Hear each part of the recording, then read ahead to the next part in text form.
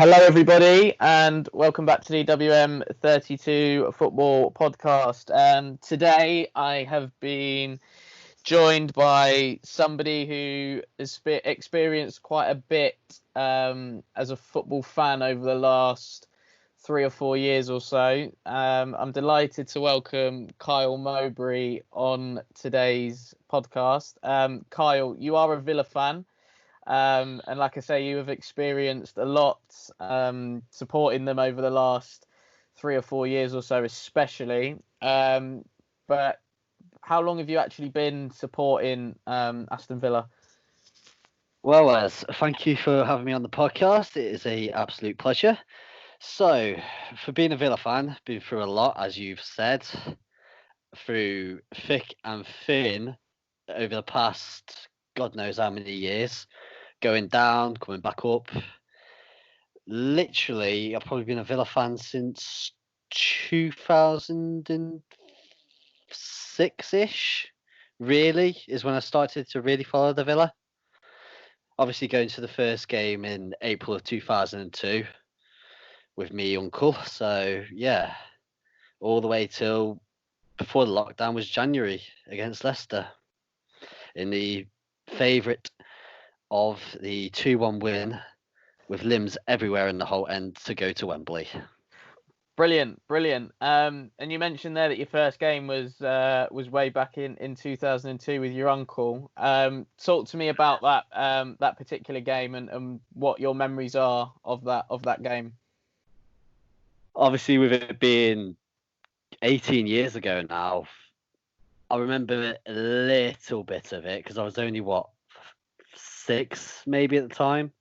So obviously, probably I was pestering him to go to the games as it was because he's a season ticket holder and he thought, I've had enough. You can come with us, see what's going on. And the first game he takes me to is Leeds, of all teams back in them ages. And obviously it was a 1-0 loss. And all I remember was walking into Villa Park thinking, decent. Obviously going in, watching the game, thinking, yeah, let's see what this part's about. Let's go watch Villa. Even with the influence of being a Liverpool fan through my dad, it's still trying to persuade me to be a Liverpool fan at that time. Till about 2006, maybe, is when it really I got swayed into being a Villa. So, yeah, it's one of them. But going the first time to Villa Park was nice. Excellent. Do you remember who the opponents were on the day? And do you remember the scoreline or anything else or any other memories that kind of stand out from you for you from that particular game? Obviously, yeah, as I said, it was Leeds United. Leeds, yeah. So they've actually been probably one of my bogey teams when I've watched them play Villa. Not very good times, but that's why I'm glad that they're in the Championship now and we're in the Premier League. But yeah, it was a 1-0 loss. I don't know who scored for them, but I know that we had the likes of Peter Crouch, Juan Pablo Angel playing for us at the time. But yeah, it was nice. Yeah, no, excellent. And you mentioned there that you went to that particular game with your uncle. Yeah. Do you still go to games with him now, or do you go on your own? You know, who's the sort of people that you go to your games with? It's kind of progressed from him, obviously going with him the first couple of times, then with him and my mum, all that. And then it went to be the three of us, me, my mum and my uncle going when we had the season tickets. And then obviously then I went with my mates, still do from time to time. But at the minute it's been by myself usually. And then we went as a family to the Leicester game in January. Obviously I was in the hole and they were in another stand. But yeah, it's a bit of a pick and mix really, if you could say the least. Yeah, no, it seems it. And I quite like the fact that it can be like that, because I think then you would get sort of different experiences perhaps as a fan and whatnot. So, you know, when you do go to games, Kyle, is there any sort of rituals or superstitions that you do? You know, is it lucky shirt, lucky pants, or you know, a pint and a bite to eat before games? Talk to me about those types of things that happen with you in matches. I'd probably say the ritual has changed over the years. Obviously, dependent on who you go with. When we had the season tickets, it was always get to the ground, because where we sat, which was posh seats, shall we call it, hospitality, we used to have food, have a drink, and then watch the game, have another drink, and then go home, wait for the post-match traffic to die. Nowadays, it's usually going mainly on the train, get to the ground, going to the Witten Arms, usually pay your entry fee into there, couple of drinks in there, into the ground, another drink, and then watch the football, and then obviously get the train back home. And that's usually a match day for me. Shirt wise, I do wear my Villa top quite a lot to the football. I wouldn't go into watching the Villa without wearing a Villa top. It's a weird superstition, but I always do it. Even if I'm watching on TV, I still have to have a Villa top on. It's one of the weirdest ones for me, but it's what you do, really. Because the one I've got at the minute is obviously 18-19 away top with McGinn on the back. God is all I'm going to say. But obviously, did have the one before that, which was the Under Armour one, was quite one that I used to wear a lot that season. I still wear it nowadays sometimes, but going to the games, you get comfortable with what you're wearing, and even if you're losing, you still wear it to the next game, be it at the ground or on TV. No, excellent, and I like the fact that even if you're not going to a game sort of live and being in the crowds and you're watching on TV, you're still repping a Villa shirt. I do like that. And I'd probably say that I'm quite similar in that respect as well. In that, if Spurs aren't on, if I'm not going to Spurs or whatever, which is a rare occasion these days, but you know, I'd put a Spurs shirt on because you just feel like you're doing your bit to sort of help, if that makes sense. Yeah, exactly. So we're going to look at some games now, Kyle. Which one could you pinpoint and probably say that is the best game that you've been to or that you've witnessed being a Villa fan? I've been to over 150 games for Villa, 157 to be precise. Luckily, I do have an app that counts everything called Photology, which is a very, very good app. If any football fan out there, I'd go and do it. It's got all your grounds and everything. Get that downloaded. Obviously, Wes, I think you should have that because the amount of games that you go to is incredible in it. But pick a game. It is probably a hard one because there have been so many good games that I have seen. I could say when we got promoted back into the Premier League against Derby, but when that happened, it was more of a relief, if you know what I mean, because we've been through 3 years of pain of not coming back up to the Premier League. It was just more relief to get back in than excitement. But if I could pinpoint one game, it would probably... It's between beating Birmingham 4-2 with Alan Hutton scoring that amazing goal. I still rewatch it to this day. I actually watched it before I was speaking to you, actually. Blackburn 6-4 in the League Cup semi-final, coming back into the game to then go into Wembley. let's not talk about the Wembley performance, but yeah. Or you got Ajax 2-1 in the UEFA Cup in 2008. I think that would probably be right up there. It was like your first proper European night down at Villa Park, and when I went in the stadium and watched it, I'm like, oh my god, I'm actually watching Villa in proper Europe. Yes, it's the UEFA Cup, but still, we're competing in Europe. It's amazing to see, and we win 2-1 with a Martin Larsson header. I think it was a header to win the game, beating the likes of Zlatan Ibrahimovic and a young Luis Suarez.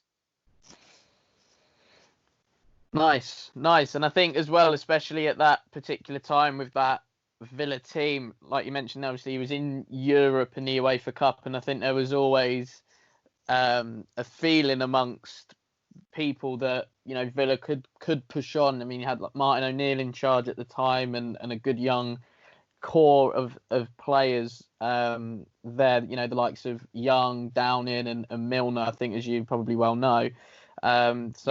Yeah, I think it was a bit of a shame that, you know, you couldn't quite take that next step and try and break into that top four, because I think the ability within the team was certainly there, and I think the team was capable at the time. It might have just been something missing perhaps as to why you didn't get there.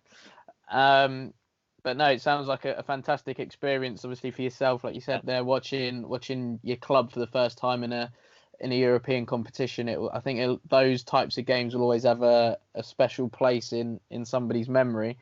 But enough of the good times. We're going to speak about one of the bad times, and one of the worst games that you've been to or that you've witnessed being a Villa fan. Again, if you could pick one out, or maybe a couple, what would they be? Oh, the bad times. I would want to gloss over that Premiership season where we went down, but I think you had to try and pick me up at one point, didn't you? Living in that house. Yeah, yeah, it wasn't a pleasant time, and yeah, I did feel for you a little bit, to be fair. But yeah, so probably being live, it is a toss up between Leeds at home in December 2018 being 2-0 up at half time. I'm stood in the hole and thinking, you know how you get a really, really bad feeling something bad's going to happen, and then to come out in the second half, not perform, and to lose 3-2 in the last minute of the game was absolutely unbearable to watch. It probably even beats losing 4-0 away to Man City when I went to that game, being 0-0 at half time, and then first minute of the second half, bang, goal. I think, oh, for God's sake. But yeah, it probably, being there live, it has to be the Leeds game. It just sticks in my mind as being the worst Villa game that I've been to. No, interesting that one. And you know, as you mentioned there, that particular season whereby, you know, you went down, I think, and you know, as you mentioned, it was a tough season and whatnot, and things like that. And I'm surprised there probably wasn't a game from that particular season that you really tried to pinpoint, or it could have just been that there were so many bad ones, that it was so difficult to bads. pick. You know, it might have been just difficult to pick the one. So, Kyle, in your time supporting Villa, if you could pick one player that you would say has been your favourite of all time, and give us a reason why, who would that be? Of all time, wow. Because there's been like so many players that have come and gone that you've loved. Like growing up with Villa, it used to be obviously like your Juan Pablo Angel, your Gabriel Bonlahors. it was the amount of players like Brad Friedel. I used to love him when he was playing for Villa. A bit of a weird one, like in a keeper, but I think it was just because he was so good and he was there through that really, really good period. But if it has to be one, the person that I'd probably pick it had to be Gavi Abanlahor. He just frightened everyone when he played. His speed, his agility. He got a bit too bulky at times, but whenever he scored against Birmingham, which was basically every time he played against them, he just scored for fun. It used to be his team to score against. He can score all season, picks one game, bang, has to be Blues. But yeah, Gabby was really good to watch. And him and Ashley Young together were just so good. Yeah, no, and I think am I right in saying as well that Gabby is a Villa fan, so always when he did score against Birmingham, it always meant a little bit more to him, and playing in those games, it could be why he did, as you say there, like turn up in those particular games, no matter how poor of a season he was having. That was the one game where he thought like, this is my time to shine, kind of thing. But am I right in thinking that Gabby is a Villa fan? Yeah, he is he's a massive Villa fan. He bleeds that club. When his contract ran out at the end of the 17-18 season, he did not want to play for any other club. So that's why he retired there and then. That he thought, I just can't think about putting anyone's colours on other than Villa's. So he loves the club so much. And even to this day, with what he's posting on Instagram, it's all about Villa mainly. He just bleeds the club. He's basically the older version of Jack Grealish, I'd say, who just bleed Aston Villa claret and blue through and through.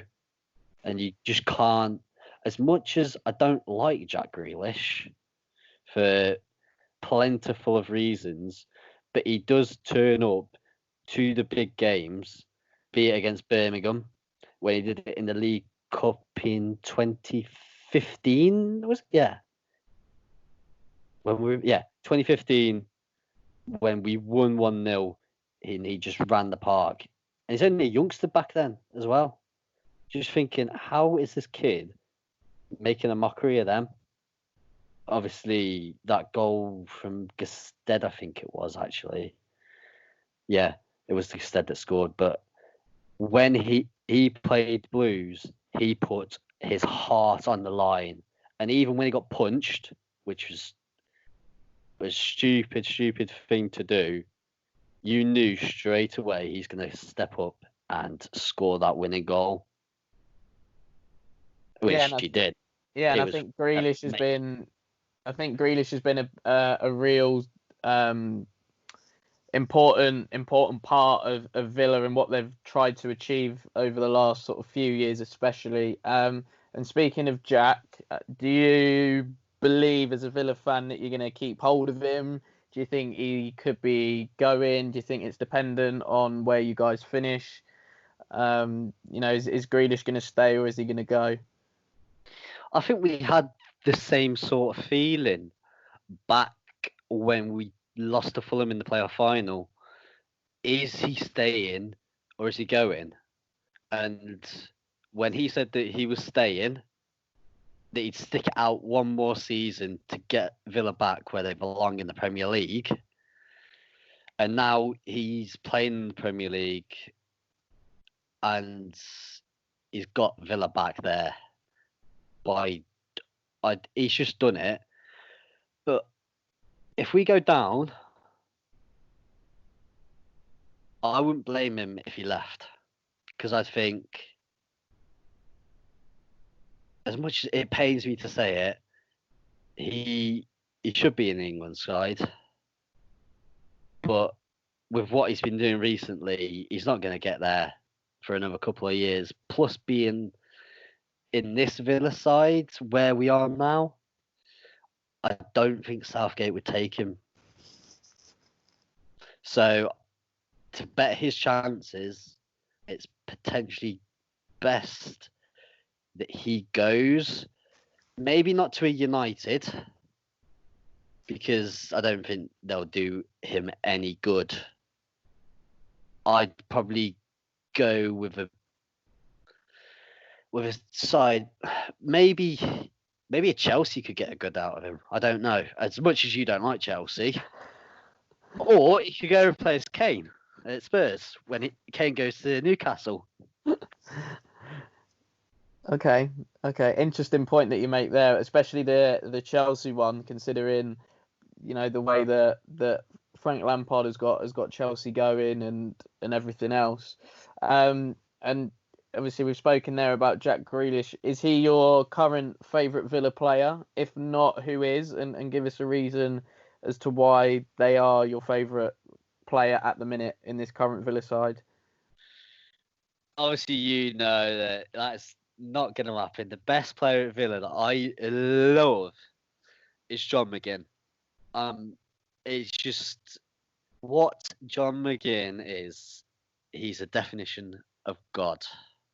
He will die for whoever he plays for. And when he was playing up at Hibs, he was doing everything, running box to box, and just you knew that he was a Premier League player, even when he was playing up in Scotland. But you knew that when he come down to Villa, I knew straight away he's going to fit in and he is going to do so well. And I'm so glad that Villa have got him.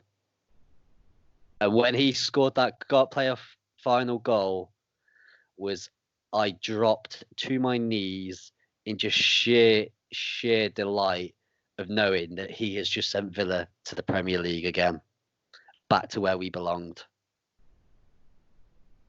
Yeah, no, I think John McGinn as a player for Villa since he's arrived, I think as you've mentioned there, has been fantastic. And I think actually when he's been injured, especially this season in the Premier League, I think Villa have missed him a lot. I think they've missed his energy and his dynamism that he brings, and his work rate in the midfield especially. And I think that could be a reason as to why perhaps that Villa have struggled massively, like I say, since he's been out.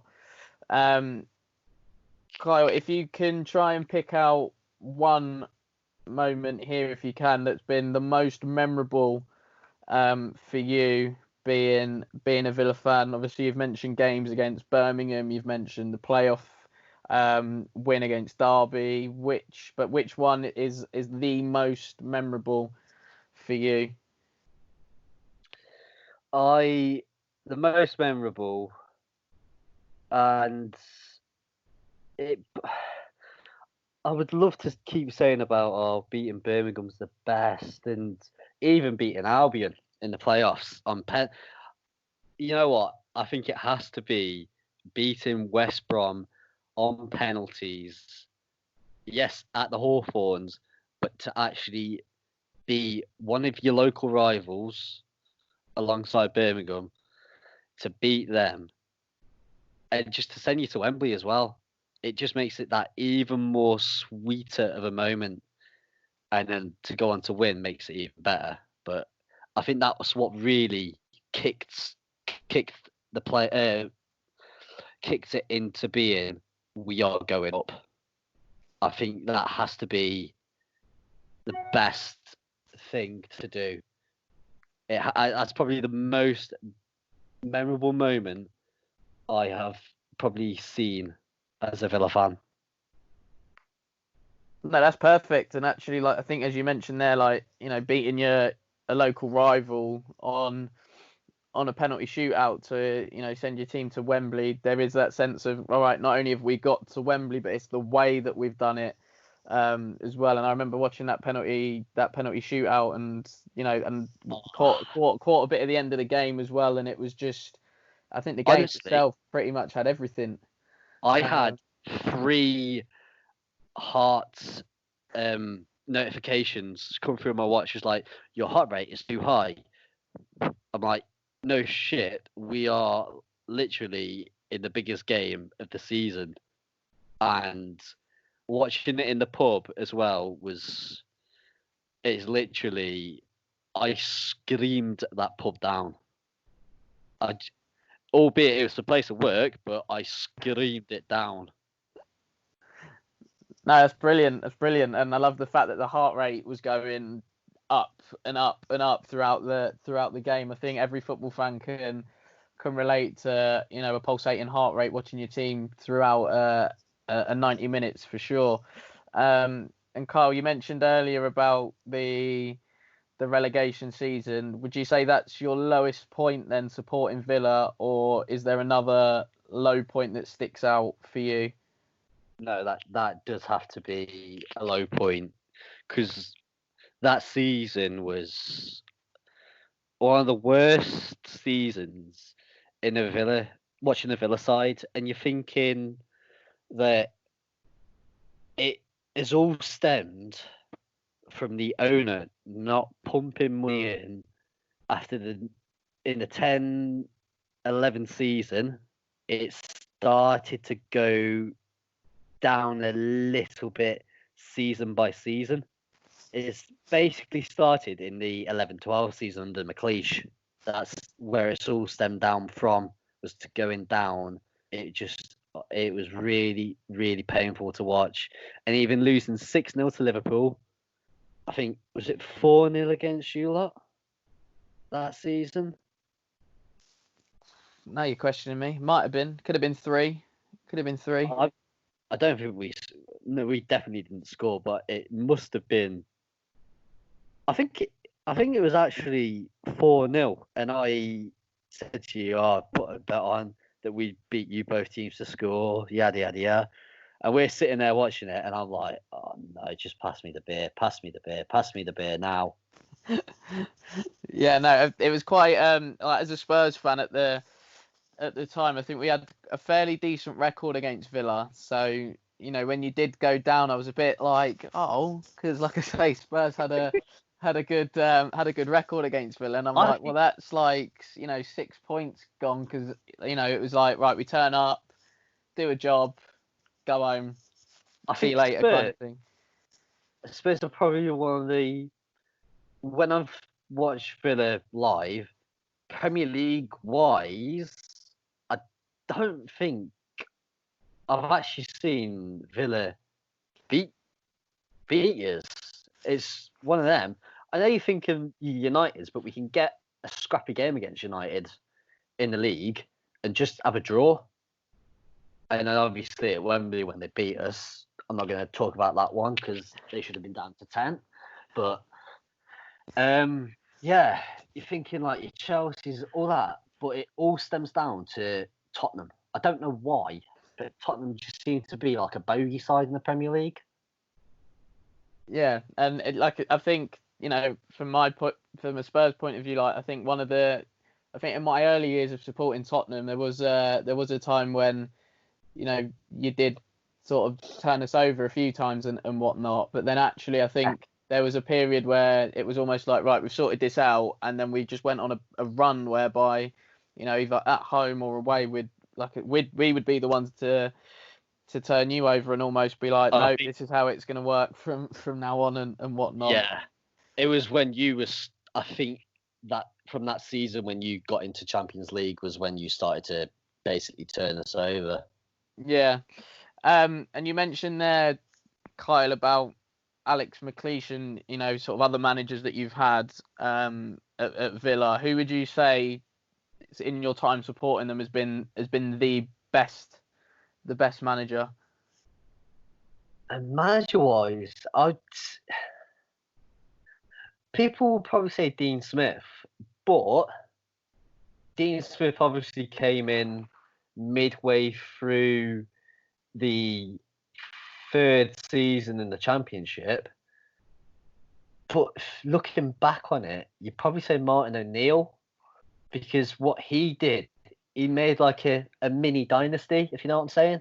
He's built a team that no one wanted to really play against. It was attacking football, and it made Villa top 6 contender basically all for those 3 or 4 seasons and knocking on the door of the Champions League. So I'd have to say Martin O'Neill because it was really, really good football to watch.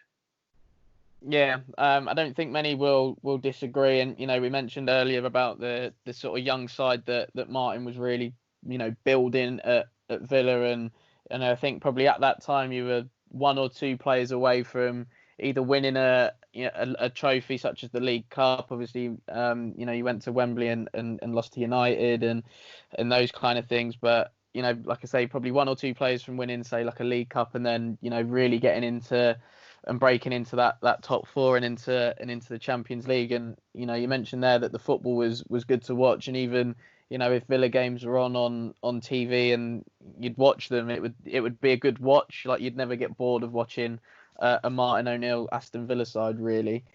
But from if he built it with 10 John Carews, oh my God, Villa would have won the Premier League. Brilliant.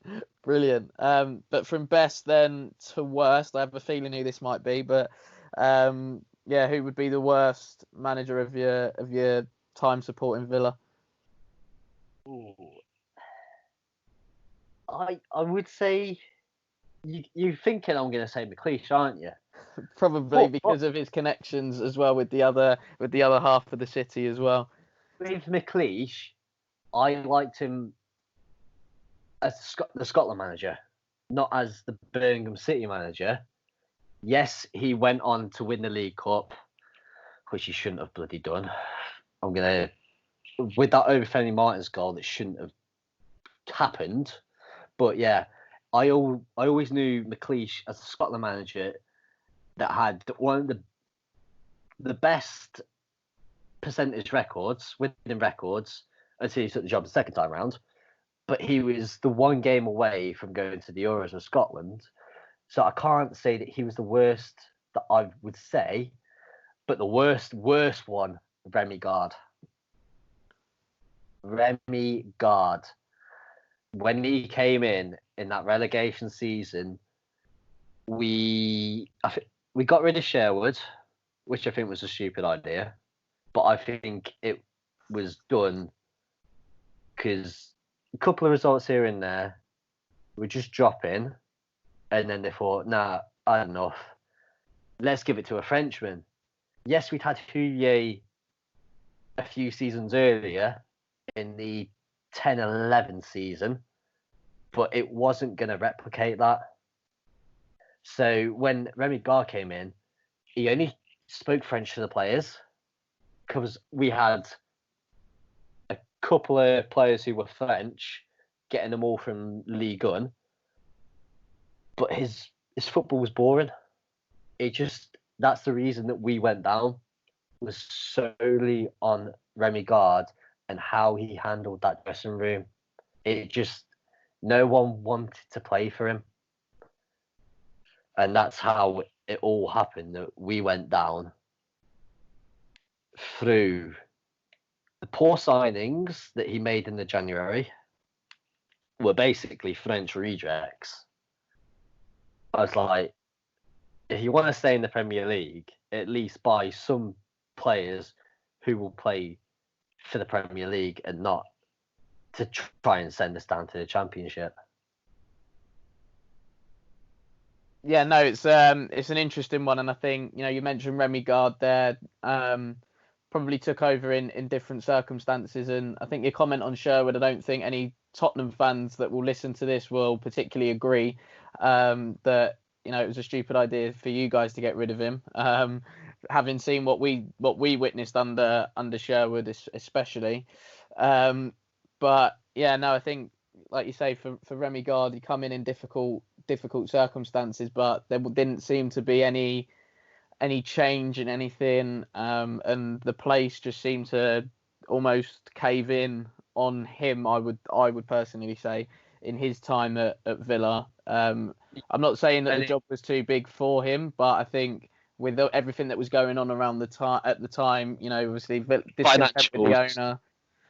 Yeah, because the season that he left, when we got relegated, he sold the club to the Chinese, and yeah, he'd had enough after, because him and O'Neill had a big bust up, and that's why O'Neill left 5 days before the season. And he brought Houllier in.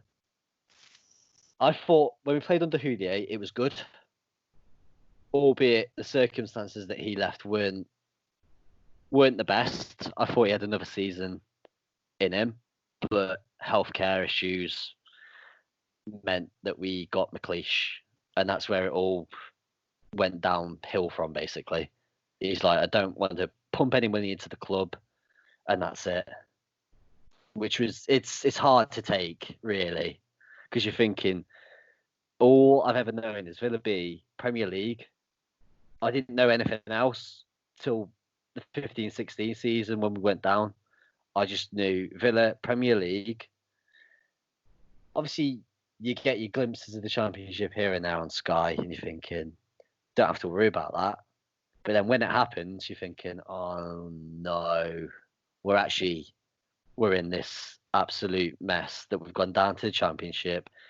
It's probably one of the hardest leagues in England, and it takes a hell of a lot of guts to get out of. Look at Leeds. Look what they've done. They've been trying to get out and out and out, and it always just seems to fizzle out. Well, I'm going to say that, but I'm kind of glad because every time that we played them, they made it hard for us. They snapped records that we should have had, and it made us go on bad runs. So it's nice to get away from Leeds. But yeah, it's always nice to beat Birmingham. That's all I've got to say. No, brilliant. And in your experience, watching football and everything else like that, excluding Villa Park, what would you say has been the favourite ground that you've been to? I've been to about 13 away games, and 4 at Wembley. So basically, you've got the pick of the gems, really. First away game was Wrexham, so that was different, to say the least. Wrexham.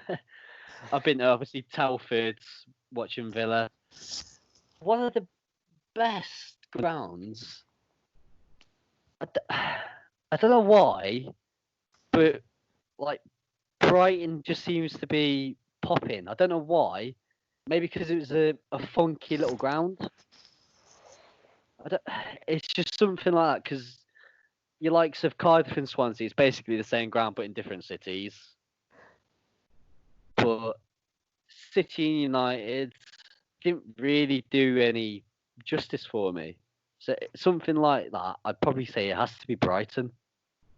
That's an interesting one, actually, because for my sins, I went to the Amex earlier on in the season, and I think as you approach the Amex, you think, blimey, this is a really, really, it's a massive stadium, this. And then I think you sort of get in there and it's not as big as you first thought. I don't know if you had that with the Amex, but I know I certainly did. And it was almost that, well, it's not as big as it seems. But no, it's quite a nice ground. The design of it's quite interesting. It's quirky. Yeah. But I think for me with the Amex, I was left a little bit disappointed because, like I say, it looks absolutely massive on the outside. And everything else. And when you're looking around, you're going, God, this could actually be a lot bigger than what it actually is. The only downside to it, the price of beer, £6. £6 for a pint. Robin. Oh, that's the only downside that I'm marking it down on, is the price of a pint. Well, we can tell what your priorities are on an away day, Kyle. Certainly. And then from your favourite to probably your least favourite, again excluding Villa Park, but if you could pick one ground, what would that be? I'm tossing up between Bolton and Bolton and Wolves. It's a toss up between them because Bolton is a bugger to get to. Shit ground, really, in my opinion. Didn't like it. Plus, we lost, which didn't make it even better. But Wolves is one of them. Yes, we won on the day, 3-2. Robbie Keane, God, I'd probably say, for what he did when he was on loan at Villa. He just re-galvanised us. But Wolves, you're down on that lower tier. You're away from the pitch. Your view of the pitch, even at the back row on the lower tier, you can't really see much. It doesn't feel welcoming. It's not like they're putting you up in the is it Stan Cullis and then black seats, where they usually put some of the away games, but your big teams like us in the Premier League, they always put you on the bottom tier. I didn't like it. Yeah, I completely agree with you on that, and I know a couple of Wolves fans as well. And I went to Molineux for the first time again. It was earlier on in the season, and Tottenham had won like literally with the last kick of the game. And yeah, it's a horrible away in, because like you say, lower tier, you're far enough away from the pitch where you can't really do anything atmosphere wise in an away end. Yeah. But if you look at it on TV, it's like, oh yeah, sold out away end, everything like that. But I think they've done it on purpose. From speaking to the Wolves fans that I know, they've almost done it on purpose, whereby, well, no, we're not gonna make it easy for visiting supporters and everything like that. We are going to make it a bit difficult. And your view is it's not the greatest either, because like you say, you are on that lower tier. But the Wolves fans that I speak to, they love it when people say that it's a horrible away day. They sort of thrive off it. I kind of say that to a couple of Wolves lads that I know, and I just stitch them up. It's just, I say, they're trying to get me to go down to the Wolves game. I'm like, not happening. I'm not going back to Molineux. But yeah, no, I completely agree with you about Molineux. Kyle, last one from me. What are your hopes? Obviously, I think we're all hoping that football's going to resume soon. But what are your hopes for Villa for next season, and what's realistic for Villa in your eyes for next season? Well, next season, firstly, if we stay up, I think it'll be maybe a season, what it should have been this season, being just about maybe 13th, 14th-ish. That's where we should be pushing next season if we're in the Premier League. If we go down, then I think we're going on another championship tour. And potentially, for us statistically, it's not good for staying up, because it's about 56% of the time you're going straight back down, which is potentially what's happening at the minute. Even though we've got the game in hand, I think if we go down, maybe 2 seasons in the championship. I think maybe 2 seasons, because it's hard enough to bounce back at the first time. I don't think we're going to do it, because when we went down the first time, I thought, this is going to be easy. Straight back up. Now, we spent 3 seasons down there. I think we'll spend 2 seasons next time, because you're going to lose all your players. All your key players are going to potentially go back into the Premier League. So it's going to be another rebuilding process if we go down. So hopefully we don't go down and we challenge for mid-table next season in the Premier League. Perfect. Brilliant. Guys, we're out of time, and I just want to say thank you to Kyle for coming on and giving up his time and sharing his thoughts and experiences being an Aston Villa fan. Guys, this is going to be available on Spotify. So feel free to give us a follow on there, WM32Football. It will also be on YouTube as well. So please like, comment, and subscribe to the channel. Again, WM32Football. All that leaves me to do is to once again thank Kyle Mowbray for taking time out and sharing his thoughts and experiences about his beloved Aston Villa. Kyle, thank you so much. Wes, thank you for having me on, mate. It's been an absolute pleasure talking about the Villa. But we're going to stay up and we're going to beat you next season. Not a problem. I look forward to it. All right. Thank you. Cheers. Cheers.